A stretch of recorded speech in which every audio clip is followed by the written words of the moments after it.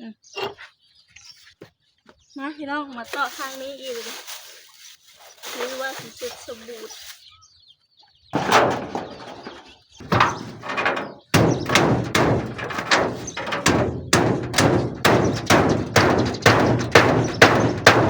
เจ็บเด้ต่อตะปูไปต่อมือเจ้าของจนได้กับสบายดีและสวัสดีพ่อแม่พี่น้อง FC ฝั่งไทยฝั่งลาวเนาะอยู่ที่ต่างประเทศนะสาวผู้ไทยยินดีต้อนรับเข้าสู่ช่องแม่เลี้ยงเดี่ยวชาแนลเด้อพี่น้องเด้อคลิปนี้เนาะชาวผู้ไทยสิพาพี่น้องมานี่มาเฮ็ดขอเป็ดพี่น้องขอเป็ดกับหาดมุ่นไปแล้วพี่น้องเอ้ยสังกะสีที่มั่งออกจากเหินไผ่เหินเก่าแล้วก็สิเอามาต่ออ้อมขอเป็ดเนาะพี่น้องสังกะสีเก่าอ้อมขอเป็ด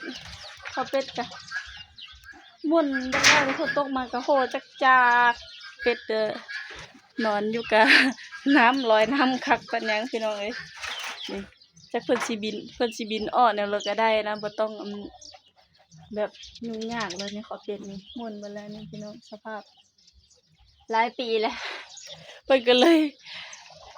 หาดมุ่นกระบ้องกระแป้งไปเลยพี่น้องเอ้ยมาเฮ็ดนำกันเนาะมาต่อเล็กตะปูนำกันเลยสิรอดอยู่บ่หรือว่าสิต่อมือเจ้าของพี่น้องเฮ็ดกับอีพ่อเพราะสบายดีมาพี่น้องมาส่งกำลังเจอชาวผู้ไทยเด้อก็จะไปรับชมกับผักกดไลค์กดแชร์กดติดตามเป็นกำลังเจอสาวผู้ไทยเนาะกะบ่ข้ามโฆษณานำเด้อสิสำคัญกะสิแล้วเด้อทุกคนตอกข้าวเป็ดสุดท้ายสุด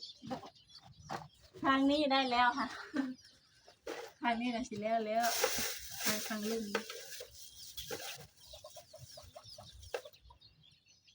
นี่เลยทางนู้น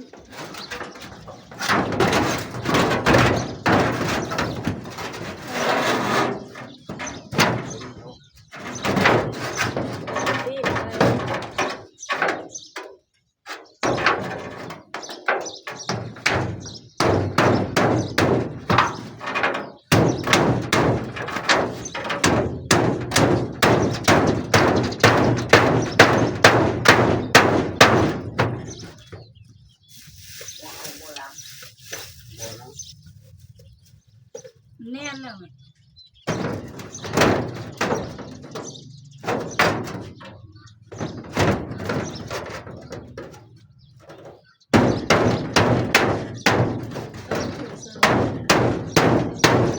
รุ่นขนาด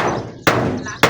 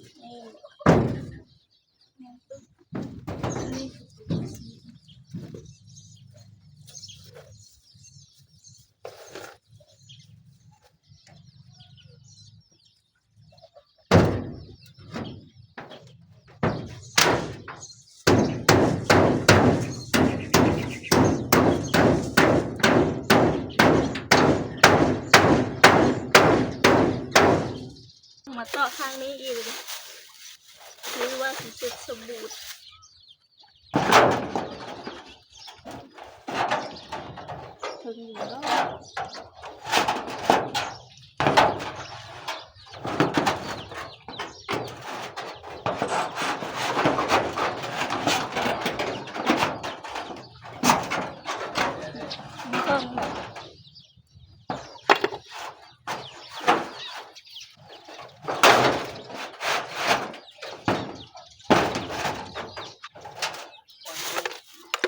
เพิ่งแบบตัวใหญ่แล้วเห็ดเนาะ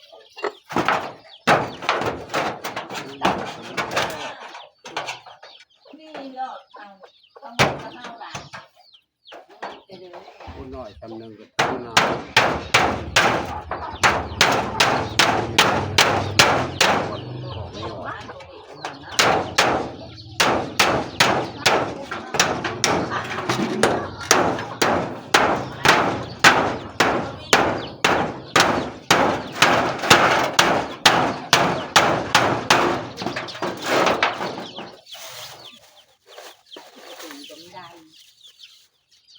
คุณโมขาที่ตรงนี้แปะคนนี้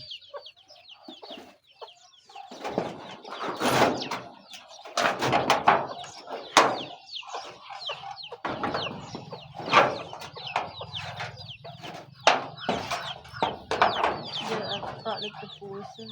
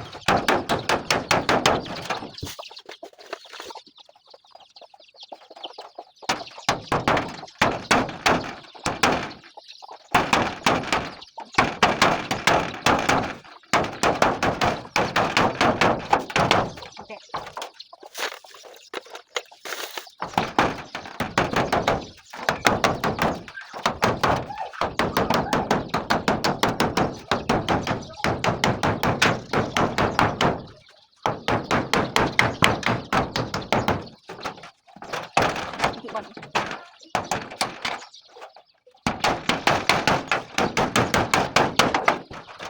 จะเป็นไง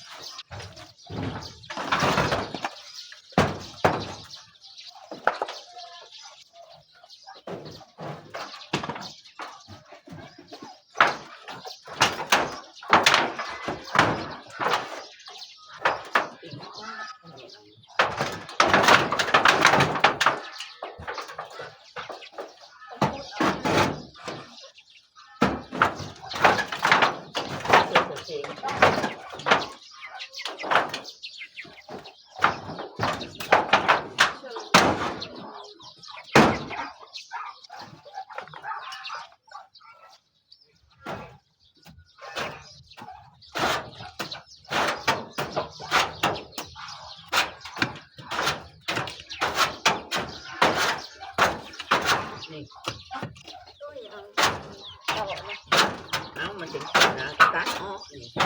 มันยาวแก่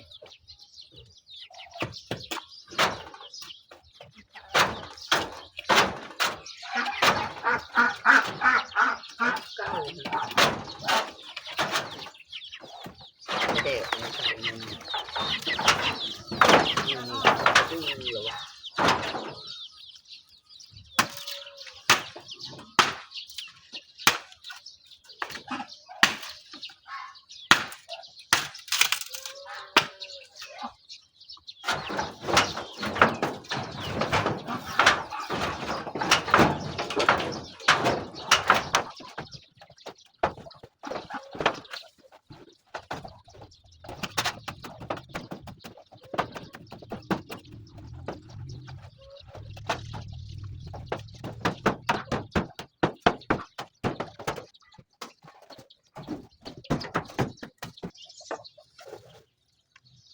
ว้าว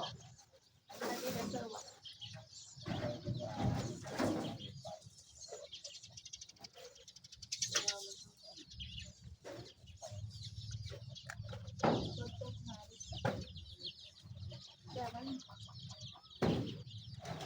ตัวคนละขนาดแล้วคน แม่เล็กเดียวสู้ชีวิตพี่น้องตอนนี้ก็คือแล้วนะจ๊ะ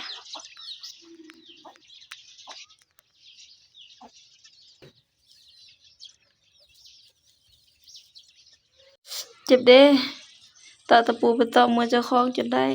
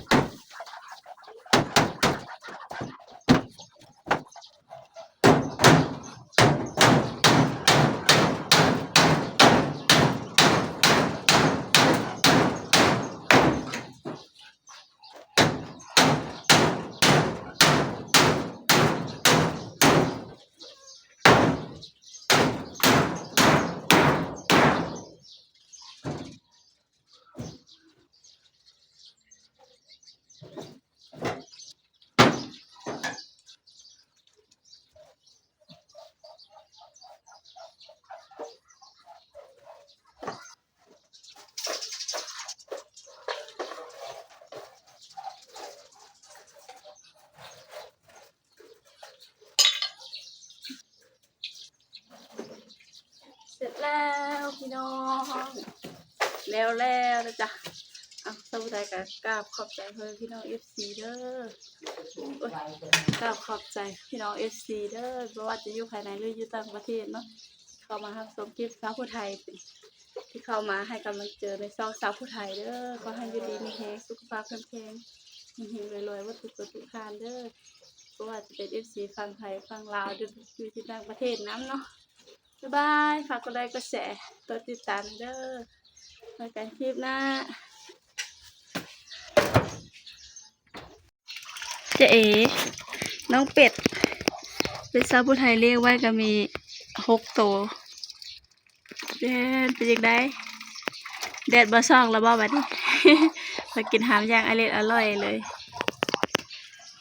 แดดบ่ส่องแล้วนี่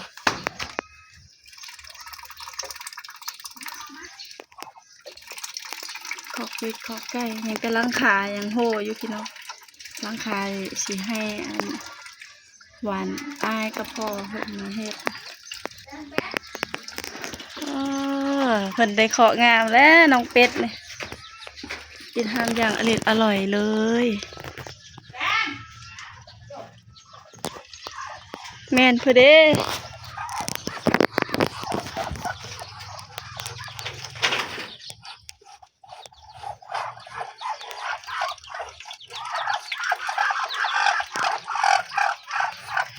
ตัวพื้น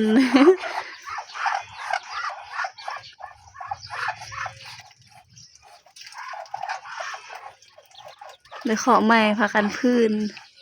ชื่นใจและนอนน้องเป็ดกันเลยพี่น้องเอ้ยคือหาวันแล้วนอนได้เหินใหม่ได้บอลอยู่ใหม่แล้วก็พื้นแล้วพี่น้องแดดบ่อซองพ้นบ่อพละและยามพ้นก็ได้ สุขใจแล้วเพิ่น